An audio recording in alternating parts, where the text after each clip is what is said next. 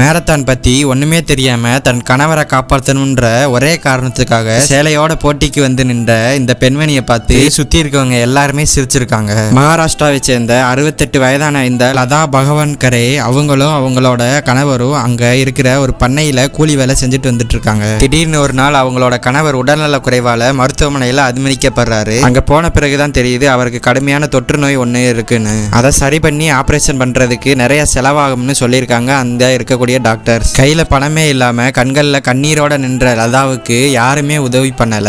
அப்பதான் பக்கத்து ஊர்ல ஓட்டப்பந்தய போட்டி நடக்க போகுது. அதுல ஜெயிச்சா நிறைய பணம் தருவாங்கன்ற தகவலும் தெரிய வந்திருக்கு லதாவுக்கு. மேரத்தானுக்குன்னே தனியா பயிற்சி எடுத்துட்டு வந்திருந்தவங்களுக்கு மத்தியில கால்ல செருப்பு கூட போடாம சேலையை தூக்கி கட்டிட்டு ஓட ஆரம்பிக்கிறாங்க லதா. அவங்க மனசுல ஓடுறது எல்லாமே அவங்க கணவரோட உயிரை எப்படியாச்சும் காப்பாத்திடணும்ன்றதான். ஜெயிக்கணும்ன்றதுக்காகவே ஒரு இடத்துல கூட மூச்சு வாங்க கூட ஸ்லோவா ஆகாம தொடர்ந்து ஓடினவங்க தான் முதல் ஆளா அந்த மேரத்தான்ல வின் பண்ணிடுறாங்க. அவங்க ஜெயிக்கிறதுக்கு முக்கியமான காரணமே அவங்களோட தன்னம்பிக்கையும் அவங்க கணவர் மேல வச்சிருந்த அன்பும் தான். இவங்களோட இந்த வெற்றியோட பாராட்டுகளையும் கருத்துக்களையும் கமெண்ட்ஸ்ல சொல்லுங்க.